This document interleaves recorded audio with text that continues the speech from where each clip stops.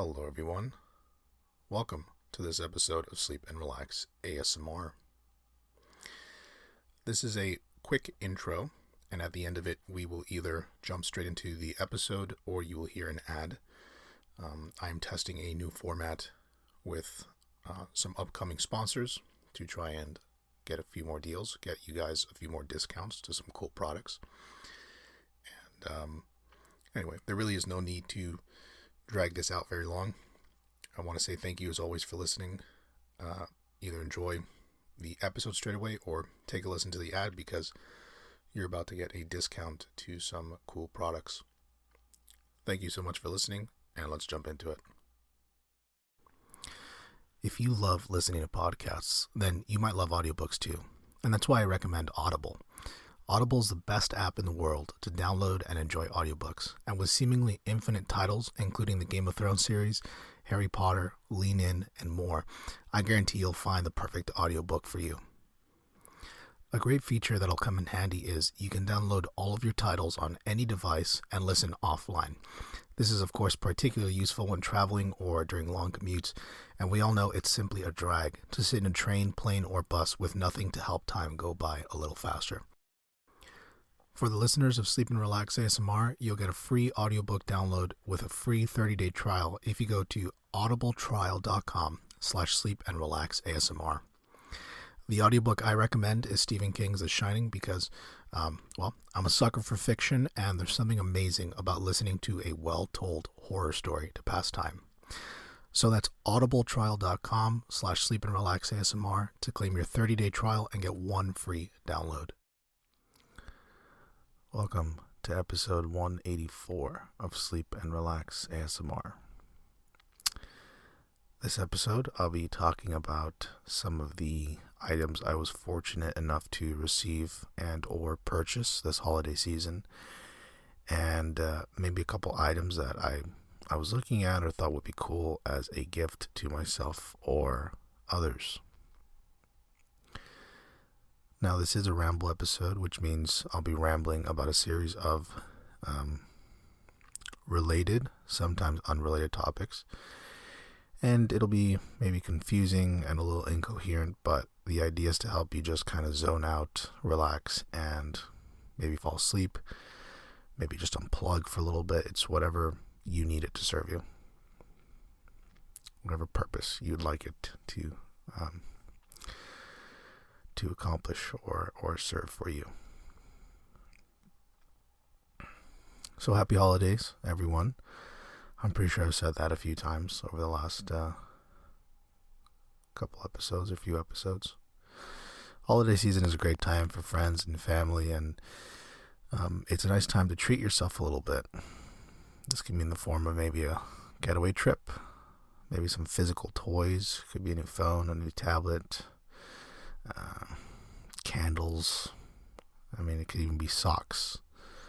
Now, I'm a little bit of a sucker for really nice, comfortable socks.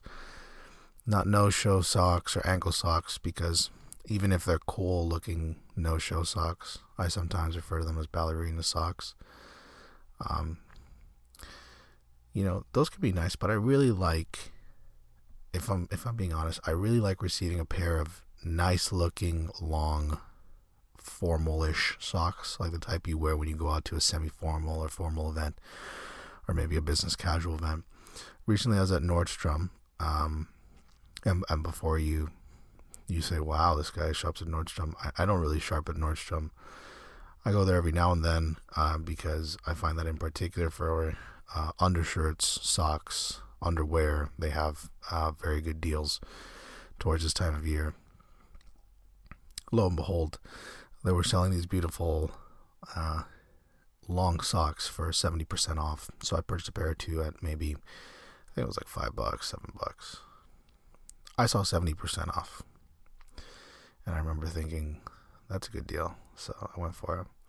And I know maybe you're making fun of me thinking about how I get all excited about socks, but there's something really cool. Or there's something really cool about comfortable, interesting looking socks to really brighten up and add some flair to your outfit. I'm not the type of person that wears flashy colors or flashy outfits. You'll never see me wearing a pink polka dot shirt or, a teal colored, button down shirt with red shoes. I'm not that type of person. So I do like to get some personality and color from my socks. Oh, Argyle. Argyle. That's the name of the pattern I was thinking about in the season greetings episode. Remember I was saying how I liked my great uncle sweater from the season's greeting card he sent last year? And I couldn't remember what the checkered diamond pattern was called, but now I remember it's Argyle. Who came up with that name? If you search on Wikipedia Argyle, which I'm doing quietly here in the background, it'll show you a list of different places with the name Argyle. And I'm just scrolling down here to see if I know any of these places.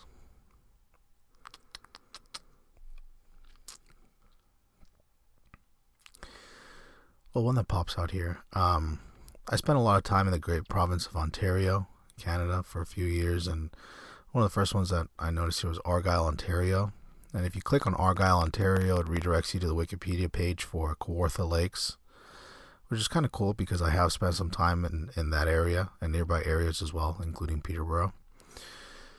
Kawartha Lakes features a ton of little communities, some of which include Argyle, which I mentioned a few moments ago. Pay attention. Eros, Barclay, Bellevue, which I've been to or passed by. Bob Cajun, another area I passed through a couple times, but I couldn't tell you anything about it otherwise. Burton. What other area here? Daytonia Beach. Daytonia Beach. Not to be confused with Daytona Beach in Florida. I wonder if they do that on purpose. I don't know. I mean, I guess no one names it on purpose. But, I don't know.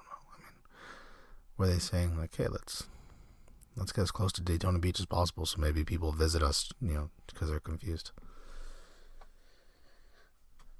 I mean, another one of the communities is Manila, not to be confused with Manila, the capital of the Philippines. Manila's population is roughly 1.78 million people, whereas the community of Manila, Kawartha Lakes, is significantly smaller.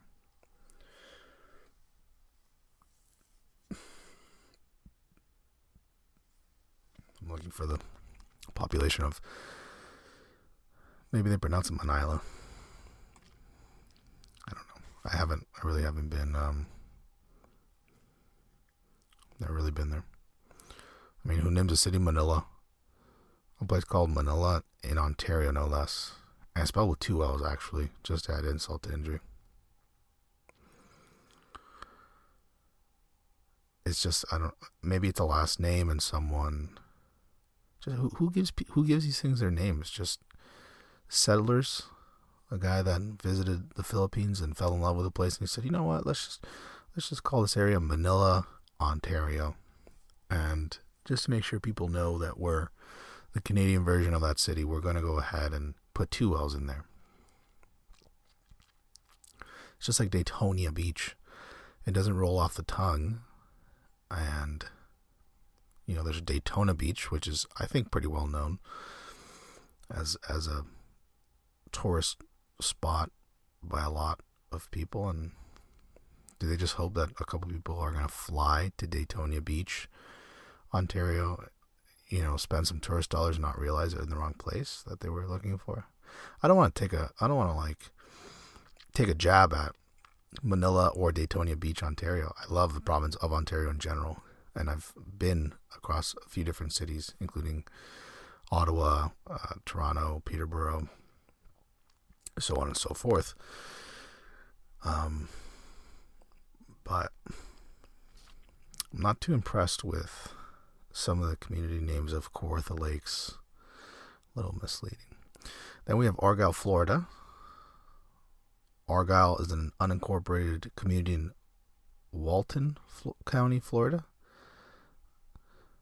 I can't tell because the text is a little too small. But if you look at the Wikipedia page for Argyle, Florida, there is literally just an overview and then a small history section, which writes about its post office. And the history section for Argyle, Florida, literally just reads as follows. Quote, a post office has been in operation at Argyle since 1883. The community was named after Argyle in Scotland, the homeland of a large share of the first settlers. End quote. So Wikipedia really isn't showing much love to Argyle, Florida, because that's all they have on it.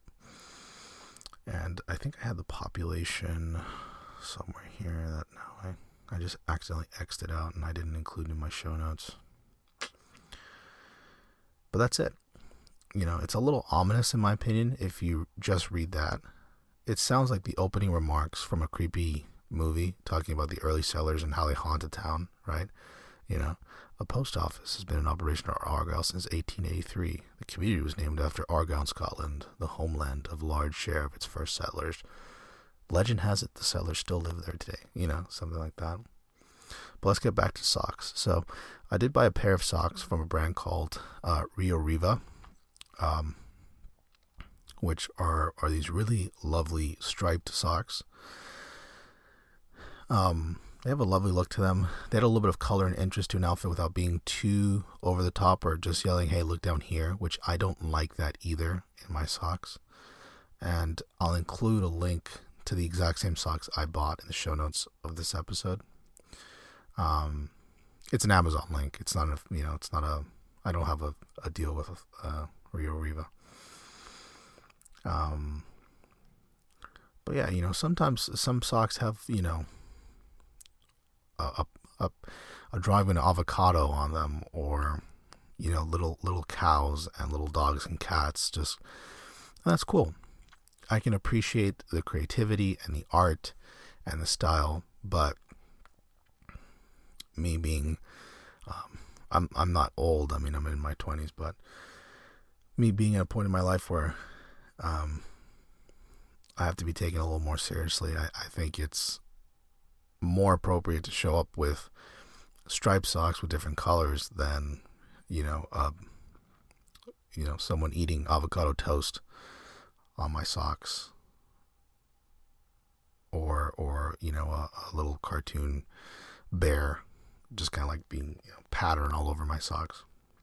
This is my opinion, right? Because I know some of you might think like, hey, come on, they should take you seriously even if you have a pattern of someone eating avocado toast on your socks. But, you know, sometimes I'm putting that barrier on myself. No one's actually told me, hey, don't you dare show up to this meeting with a pattern of, you know, sheep jumping over a fence on your socks, or else the deal's off. But I'd rather not risk it. What else did I get this holiday season? As I ponder, because my memory is absolutely terrible. I do find my memory is a little better since I started taking a supplement for cognitive performance. But this goes back to the other episode I made about my daily vitamin stack. That maybe is more of a placebo effect. Oh, how could I forget? I bought Assassin's Creed Origin, or it's Origin or Origins. No, I can't quite remember. Well, either way, I bought the new Assassin's Creed for the PS4. Assassin's Creed is the gaming franchise that actually got me to purchase a new console. And before the PS4, I hadn't owned a console for a few years. And the last console I had before that was a GameCube. So you can call me a dinosaur pretty much. So I'm excited about Assassin's Creed Origin, or Origins, whichever one it is. I didn't include whether it's Origin or Origins in my show notes, but it takes place in Egypt, and I'm not sure how many of you are gaming fans, but Assassin's Creed is a video game series developed by Ubisoft, and it depicts a centuries-old struggle pitting the assassins against the Templars, and the assassins are the good guys, Templars are the bad guys. Did you get that? Did you understand the entire premise now? Are you set to go? It's a little dense. I say that obviously in jest because when I first, it was a friend of mine who told me they were playing Assassin's Creed, which is the one that they were playing at the time.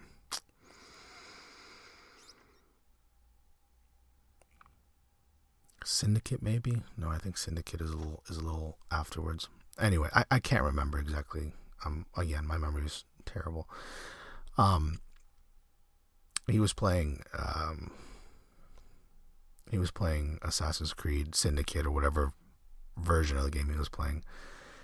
And then at first he only told me that premise. He said, listen, you have the assassins, which are actually the good guys, versus the Templars, which are the bad guys. And I said, okay, in what world are the assassins supposed to be the good guys, right? But I kept on listening, and then he was mentioning how, not to get into too many details, but he mentions how the assassins are the good guys, and the Templars are basically they come in the form of this large multinational corporation that is trying to steal information and artifacts from the past using it's like a ridiculous concept, using the DNA of previous historical figures in order to basically gain access to their memories and obtain. It's dense. Yeah, I know. It's kind of ridiculous. It's like a modern super high-tech company that uses old pieces of DNA to relive or re-experience the memories of these historical figures long ago in order to gain access to secrets and artifacts. And did you get that? Again, like, if you don't know much about the game, it's, even me, I play. I mean, what I enjoy about it is, the game dynamics, and I enjoy being able to sneak around. You're able to basically climb on anything and everything in the game, and you're able to take out a whole bunch of different opponents, either with brute force, with stealth, and I like those kind of games that you're able to take a couple different approaches to accomplish a goal. And but anyway, it's a little dense, it's a little far out there, but it works well, I promise. And Ubisoft is the developer, as I mentioned. I'm not sure what's up with their name. It's actually like maybe it's Ubisoft. No, it's Ubisoft, but it's Ubisoft. Just a weird name for a game development company. So anyway, I've included a direct link to Assassin's Creed Origin or Origins in the show notes as well, where you can purchase it on Amazon. Again, I don't have a deal for you, unfortunately, but if you're interested in buying the game, you can use that link to check it out and read reviews, whatnot. The final item that I'm happy I purchased this holiday season, new running shoes. The ones I purchased were the Under Armour men's Speedform Sling Ride running shoes. A bit of a tongue twister. It doesn't exactly flow off the tongue. But my favorite tongue twister is Peter Piper picked up. See, it's my favorite because I can never actually get it right the first time, or maybe the second time. Peter Piper picked a peck of pickled peppers. Did Peter Piper pick a peck of pickled peppers? If Peter Piper picked a peck of pickled peppers, where's the peck of pickled peppers Peter Piper picked? I think I got it right. My second favorite tongue twister is she sells seashells by the seashore. The shells she sells are surely seashells. So if she sells shells on the seashore, I'm sure she sells seashore shells. Again, I'm not particularly good at it. I was in drama, and I did perform in a few middle school and high school plays, as I've mentioned in previous episodes. If you don't remember that, shame on you. Pay attention. Just kidding. I think I mentioned it in passing like 35 episodes ago, maybe. So it doesn't, again, Under Armour men's Speedform Sling Ride running shoes, in my opinion, not the greatest of names, a little long, but I was fortunate enough to buy one of those for myself, and it was really a gift from some family gave me a little bit of cash, and I used the extra cash to buy new running shoes because before then I was using shoes from 2009, and they still work fine, but they're pretty worn out. And what I love about these new running shoes is how comfortable they are, and they look good to wear in public. So I like other styles of running shoes, but what I dislike is owning a pair of shoes that you can't really wear for everyday life or with most outfits. So I bought these in boring gray, but they still look great. And again, I would rather have greater use for them in different situations than just going out with them in the gym. You know how, like, for example, I think it's Asics shoes. They look comfortable and they're really cool, but, you know, their colors are like neon yellow with navy blue and, you know, blood red or whatever. And the problem with those obviously is they're cool to work out with. They're probably very functional, but it's hard for me to then wear them in public. Again, I don't wear very flashy outfits. If I did, I'd probably be totally cool wearing them in public, but I like to wear, you know, relatively muted down outfits. So what I like about these Under Armour shoes is they look really nice without being so out there and so flashy that I can't wear them in public. No, I can wear them when I just go to the grocery store, if I'm just meeting up with, you know, a friend for coffee. So I like those. They run a little small. I wear 11.5 usually, but I would probably get these in 12 if I could redo it. And I've included a link to the shoes on Amazon in the description or in the show notes as well, so you can get the exact same pair of shoes as me if you want. You don't have to. No one's forcing you to do anything. And let me see my notes here. What else? I would say that one item I didn't purchase yet that I actually purchased today is an electric kettle. Recently I've gotten into drinking tea, and I've always been a coffee guy. I drink a ton of coffee. I may have mentioned that in previous episodes. Like, I will drink basically at least 3 cups of coffee a day at minimum, and I've drank 6, 7, 8 cups in one day.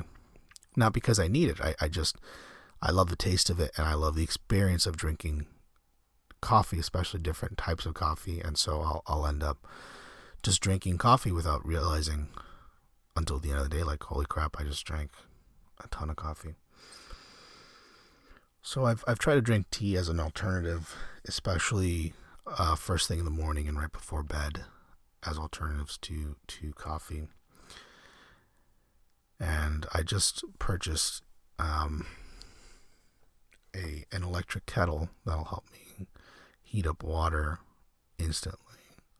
And I know some of you are probably like, well, why don't you just heat it up in a pot? Yeah, I could, and that's what I've been doing. But for me, they're not very expensive. They look kind of cool, actually, and they're very functional, because for me, the idea of just being able to pour in some water, plug them in, turn them on, and have really hot water ready to use to steep my tea in, that to me is a really solid deal. You know, if they were $700 then, or $1,000, you know, if they were $100, $200, I'd probably reconsider. But I can't remember the exact price I got this kettle but I purchased a little late, but I'm looking forward to trying it out. So I will include, and of course, because I don't include good show notes, I don't have the name of the kettle itself or anything like that, but have faith, I will leave in the description or in the show notes of this episode a link to the exact same kettle that I bought. And I bought it mainly because it seemed to have good reviews and it looked really nice and wasn't too expensive. So that's it. That's it for this ramble episode. Hope you enjoyed it. Remember, this holiday season, it's time to give and time to be grateful for the things you do have. So, yeah, be kind to each other.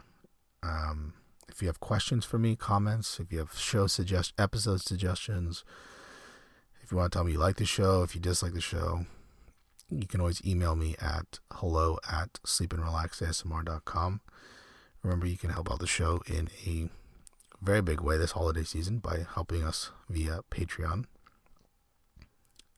which is just patreon.com/sleepandrelaxasmr. The more support the show receives on Patreon, the more likely I can do this full time and